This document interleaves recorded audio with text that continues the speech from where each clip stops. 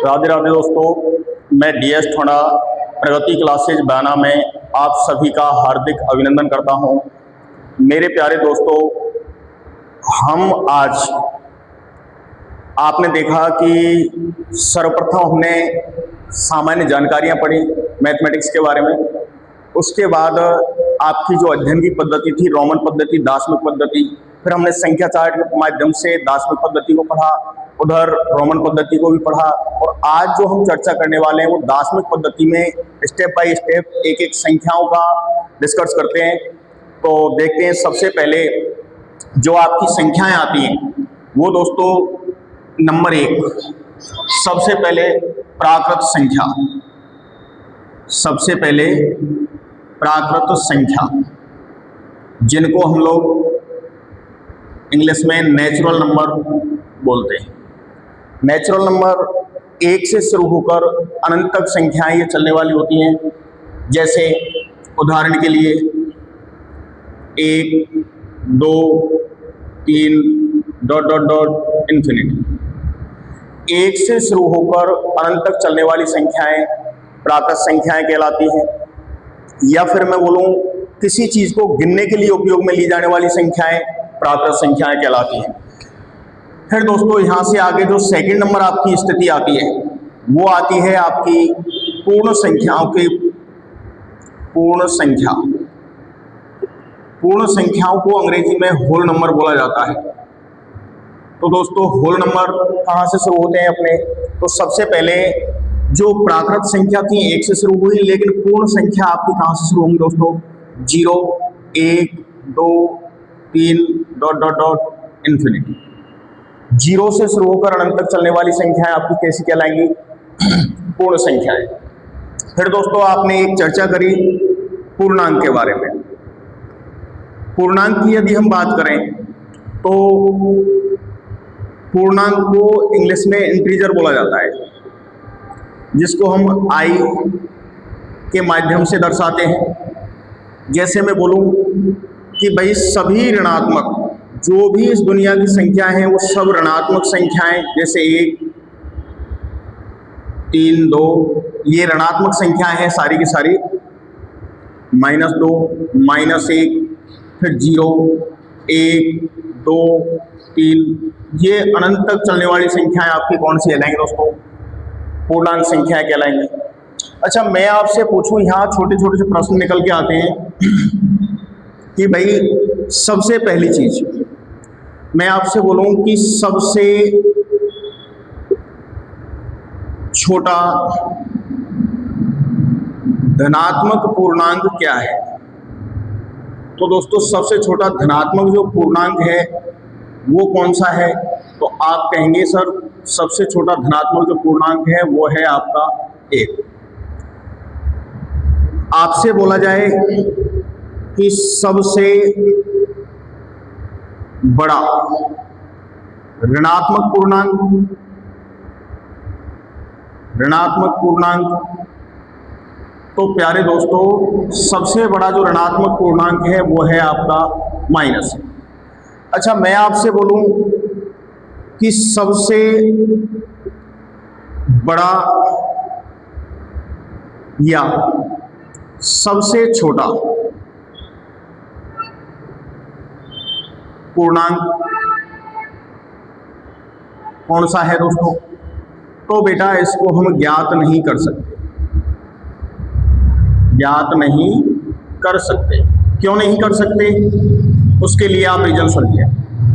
सबसे पहली चीज तो आप जो देख रहे हैं कि भाई सबसे छोटा धनात्मक पूर्णांक, तो बेटा धनात्मक संख्याएं जो होती हैं वो 1 से शुरू होंगी धनात्मक पूर्णांक में। 1 से शुरू होकर अनंत तक चलने वाली संख्या सारी धनात्मक हैं। अब आप कहेंगे गुरुजी फिर 0, तो बेटा 0 ना तो धनात्मक है और ना ही ऋणात्मक। अच्छा, शून्य की बात हुई कि न ऋणात्मक है न धनात्मक है, तो भैया ये तो न्यूट्रल है, उदासीन है, एक तरीके से बोल सकते हैं। ये इधर धनात्मक संख्या है, इधर की साइड पॉजिटिव नंबर है, जिनको आप चाहें तो Z माइनस, ये तो प्लस के द्वारा पॉजिटिव हो गई, इधर से अगर इन पूर्णांकों को दर्शाएं ऋणात्मक को, तो z माइनस के द्वारा दर्शा देंगे। तो भाई ये तो आपके हो गए धनात्मक, इधर हो गए ऋणात्मक, और ये आपकी जो शून्य है ये कैसी है, एक तरीके से उदासी। ये ना पॉजिटिव नंबर है ना नेगेटिव नंबर है। फिर दोस्तों यहां देखा कि सबसे छोटा धनात्मक पूर्णांक, तो बेटा एक से छोटा धनात्मक पूर्णांक तो है ही नहीं, एक लास्ट धनात्मक पूर्णांक होगा, इसके बाद बड़े पूर्णांक काफी सारे हैं। इसी प्रकार से सबसे छोटे की बात करें तो आप कहेंगे गुरुजी एक सबसे छोटा दिखा होगा आपको यहाँ, लेकिन बेटा ऋणात्मक संख्याएं जितनी बड़ी होगी वो उतनी ही छोटी होती है। आप जितने बढ़ते जाओगे इधर की साइड में, मैं आपसे बोलूं एक बार रीट शायद पात्रता की एग्जाम थी या फिर रीट की जो पहले भर्ती होती थी उसी से जैसे इस तरीके से आया था कि अंडर रूट वो 16 इस तरीके से था -25 कि निम्न में से कौन सा सत्य है, यह सही है। इसी तरीके से बी विकल्प में दे दूं मैं आपको -16 -25।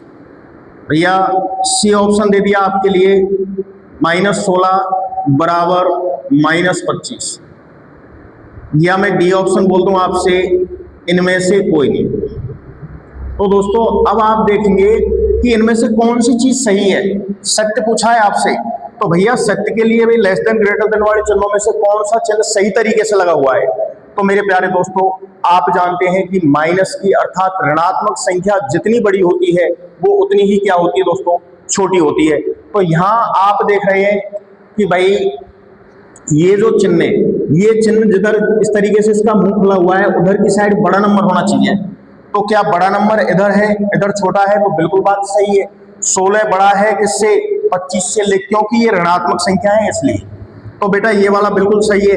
लेकिन यहाँ देखो -16 छोटा है किससे, -25 से, तो इसका मतलब ये तो गलत हो गया, क्योंकि भाई 25 को बड़ा दिखा रहा है जबकि 25 तो ऋणात्मक संख्या है तो छोटी रहेगी। इधर देखें -16 और -25 बराबर हो सकते हैं क्या, संभव ही नहीं है। तो ऐसी स्थिति में सही कौन सा है आपका, फर्स्ट वाला है। तो आपके भाई साहब आंसर क्या होगा, ये हो जाता। फिर इसी तरीके से आपसे शून्य के बारे में और ज्यादा डिस्कस हम करेंगे, लेकिन अगली क्लास में देखेंगे आगे। तो ये हो गई पूर्णांक की बात। एक बार रेलवे ने भी एक प्रश्न पूछा है कि भाई प्राकृत संख्याओं को किसके द्वारा दर्शाया जाता है। तो बेटा वहां उसने ऑप्शन दे दिए थे, जैसे मैं आपको एक उदाहरण लिखूं,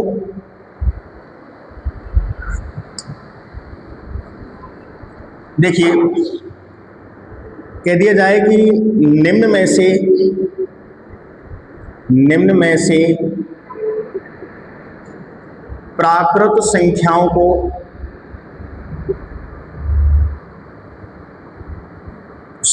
को दर्शाया जाता है। तो बेटा प्राकृत संख्याओं को दर्शाने के लिए आप किसका यूज करेंगे। तो भैया आपके लिए ऑप्शन दिए थे उन्होंने n, बी ऑप्शन में मैं दे दूं आपको I, सी ऑप्शन में आपको दे दूं W, और डी ऑप्शन आपके लिए दे दूं इनमें से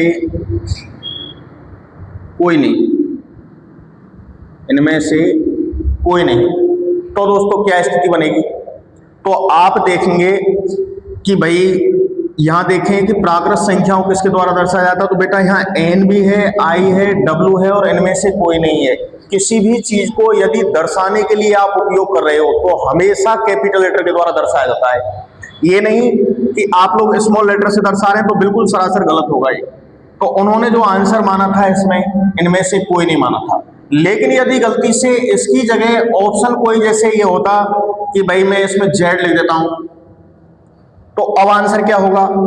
अब आप आंसर देने के लिए बाध्य हो तो आप आंसर n को लगा सकते हो, तो बोर्ड को सही मानना ही होगा, क्योंकि आपके पास विकल्प ही नहीं है कोई आंसर देने के लिए। और हालांकि ये चीज क्लियर है कि किसी भी चीज को यदि आप दर्शाते हैं तो हमेशा कैपिटल लेटर में दर्शाना है। अच्छा साहब, फिर आगे एक बार इसी तरीके से दिल्ली पुलिस में एक प्रश्न पूछा था कि प्रथम 10 प्राकृत एवं पूर्ण संख्याओं के योगों का अंतर कितना है। तो भैया योगों के अंतर की यदि बात करें तो बेटा योगों का अंतर, अब प्रथम 10 तो आप इन संख्याओं को जोड़िए, कौन सी वाली, प्राकृत संख्याओं को, और 10 ही आप पूर्ण संख्याओं को जोड़िए तो बेटा 10 संख्या कहां तक हो जाएंगी, ये 9 तक। 9 तक 10 नंबर काउंट हो जाएंगे आपके। लेकिन इसमें देखेंगे तो आपको 10 तक ही जाना पड़ेगा। तो एक्स्ट्रा कौन बढ़ रहा है मेरे भाई, यहां 10 बढ़ रहा है, क्योंकि 0 से 9 तक या 1 से 9 तक इन संख्याओं को जोड़ेंगे तो आपका सेम योग आएगा, क्योंकि 0 तो योगात्मक तत्सम है, जिसको जोड़ने और घटाने से कोई प्रभाव ही नहीं पड़ेगा आपका बिल्कुल। तो यहां से आप देखेंगे तो सबसे पहले यहां जो डिफरेंस आएगा 10 प्राकृत एवं पूर्ण संख्याओं का, वो कितना होगा, 10 होगा।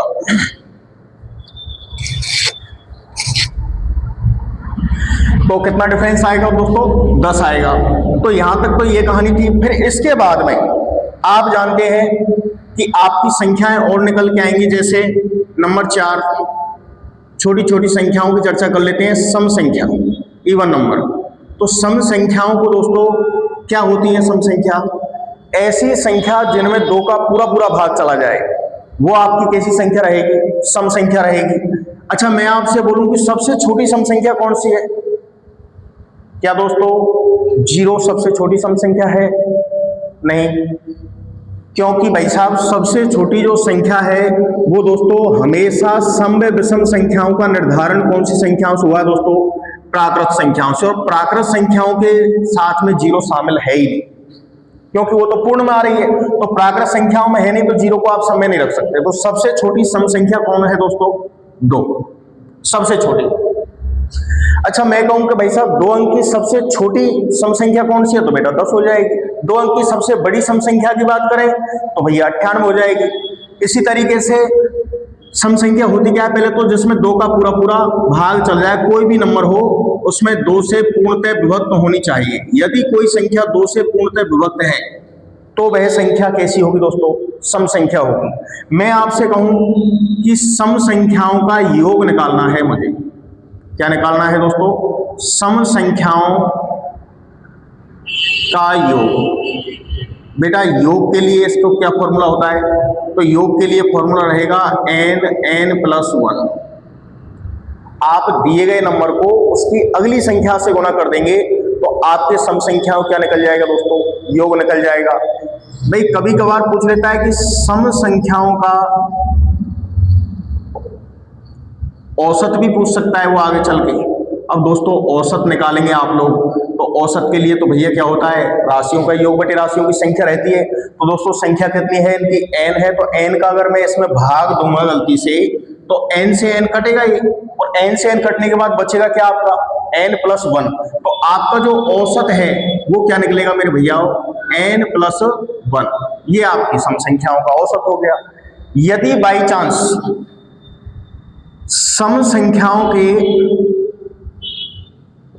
सम संख्याओं के वर्गों का योग पूछ ले,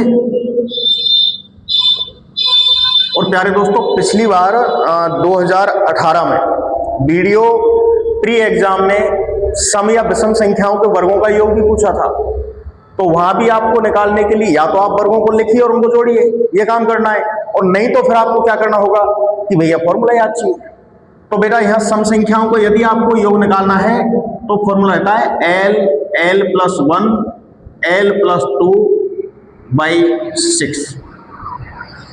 आप जहां तक की भी निकालना चाहो निकाल सकते हो। मैं आपसे बोलूं कि भैया 1 से 10 तक की संख्याओं के वर्गों का योग याद करो।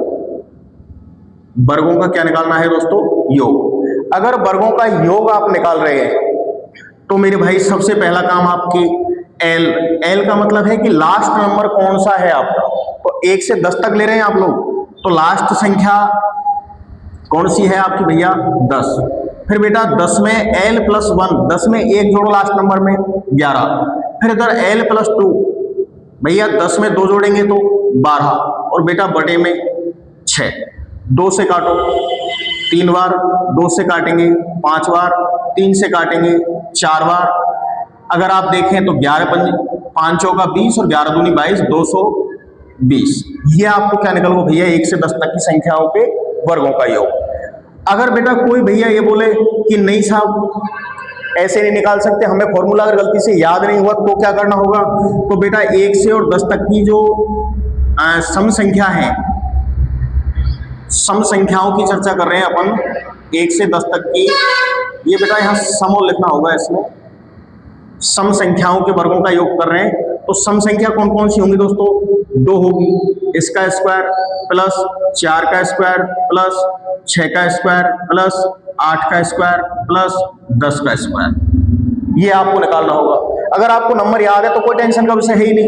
तो 2 का स्क्वायर होता है 4, 4 का होता है 16, 6 का होता है 36, 8 का होता है 64 प्लस 10 का वर्ग होता है 100। तो बेटा 64 36 ये भी 100 हो गए, 100 ये और 100 ये 200, 216 और 4 220। आप अगर फॉर्मूला से करेंगे तो क्या इतना समय लगेगा आपको? यदि किसी संख्याओं के आपको वर्ग याद नहीं है तो भैया वर्ग याद नहीं है तो बेटा फॉर्मूला अगर हुआ तो आप बहुत जल्दी सवाल को सॉल्व कर पाओगे। फिर नेक्स्ट चर्चा करते हैं, ये आपकी हुई थी सम संख्याओं की। फिर इसके बाद बारी आती है विषम संख्या की। विषम संख्या क्या है? तो विषम संख्या ऐसी संख्या जिसमें आप लोग 2 का पूरा पूरा भाग नहीं दे सकते। जैसे कोई भी नंबर हुआ, कोई भी संख्या को उठा लीजिए और यदि उसमें 2 का भाग नहीं जाए, 2 का भाग नहीं जाए तो वो क्या कहलाएगी? विषम संख्या। अच्छा मैं आपसे बोलूं भैया सबसे छोटी विषम संख्या कौन सी है? तो दोस्तों सबसे छोटी विषम संख्या की यदि हम बात करें, विषम संख्या तो आपकी होगी भैया 1, क्योंकि बेटा सम और विषम प्राकृत संख्याओं से इनका पार्टीशन हुआ, तो पार्टीशन के अंतर्गत 1 से शुरुआत हुई है, तो 1 पहली विषम संख्या क्या हो गई? 1। ऐसे ही मैं कहूं कि भैया 2 अंक की सबसे छोटी, 2 अंक की सबसे छोटी विषम संख्या, तो बेटा 2 अंक की सबसे छोटी विषम संख्या है 11। अच्छा 2 अंक की सबसे बड़ी विषम संख्या क्या होगी? 99 होगी, 99। अच्छा मैं कहूं भैया कि गुरुजी अगर हम सम संख्याओं विषम संख्याओं का यदि हम क्या निकालते हैं कि कितनी विषम संख्या या कितनी सम संख्याओं की संख्या पूछ रहे डायरेक्ट में, जैसे मैं आपसे कहता हूं 1 से 100 तक की सभी सम संख्याओं का योग ज्ञात करो, तो सम संख्या 1 से 100 तक होंगी कितनी? तो बेटा टोटल 50 होंगी और n की वैल्यू भी वहां क्या रहेगी? 50 ही रहेगी। इसी तरीके से यहां अगर बात करें 1 से 100 तक विषम संख्या कितनी है? तो आधी सम और आधी विषम 2 भाग हो जाएंगे, बिल्कुल पूरी तरह 2 भाग होंगे, तो आधी सम होगी आधी विषम होगी। इसी तरीके से फिर आपके अगर मैं कहूँगा विषम संख्याओं का योग क्या होता है?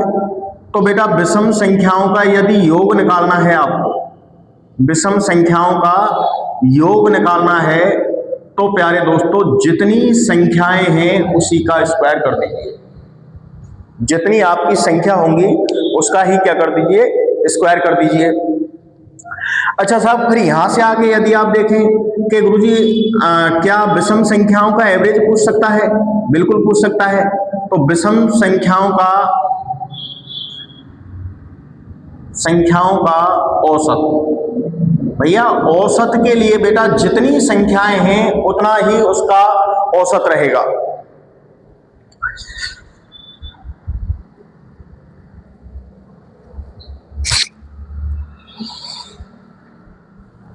अच्छा जी तो भैया जितनी संख्याएं हैं बेटा उतना ही औसत रहेगा। फिर भाई अगर हम बात करें कि गुरुजी क्या विषम संख्याओं के वर्गों का योग निकाल सकते हैं? तो बिल्कुल दोस्तों विषम संख्याओं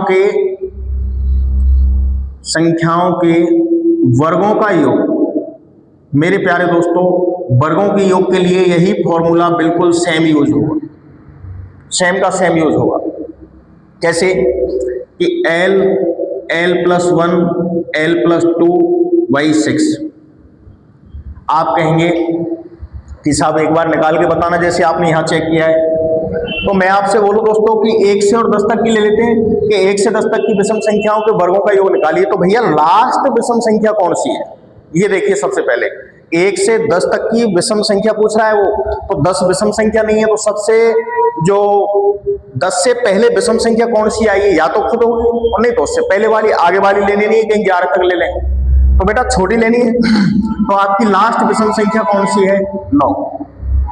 फिर भैया 9 में 1 जोड़िए 10, फिर बेटा 10 में 9 में 2 जोड़िए 11 और बटे में भैया 6। बेटा 2 से काटो 3 बार, 2 से काटेंगे 5 बार, इधर देखिए 3 से काटेंगे 3 बार। अगर आप बात करें 5 या 15 11 165, 165 आपका योग निकला। यदि आप चाहो तो एक काम कर सकते हो कि 1 का स्क्वायर प्लस 3 का स्क्वायर प्लस 5 का स्क्वायर प्लस 7 का स्क्वायर प्लस 9 का स्क्वायर, इनका योग करके देख लीजिए। तो इनका योग आप करेंगे तो 1 का स्क्वायर तो होता है 1, 3 का होता है 9, 5 का होता है 25, 7 का 49, इसी तरीके से 9 का 81। अब मेरे प्यारे दोस्तों, आप इनको थोड़े से ऐड करने में भी अपना यूज करें थोड़ा सा माइंड, कि 49 में 1 जोड़ा 50 हो गए, 81 और 9 90, 50 और 90 140 और 25 165। तो आपका योग तो वही निकल के आ रहा है, लेकिन प्यारे दोस्तों इससे समय की बचत के लिए इन चीजों का यूज करना होता है। फिर साहब यहां से आगे आपकी सम और विषम हुई। अब यहां से आगे दोस्तों आएंगी आपकी भाज्य संख्या, अभाज्य संख्या, या फिर आपकी और भी बहुत सारी संख्या निकल के आएंगी, तो उनकी चर्चा हम करते हैं।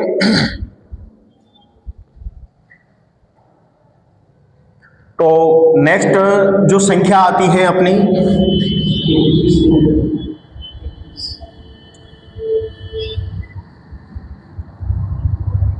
नेक्स्ट संख्या है अपनी भाई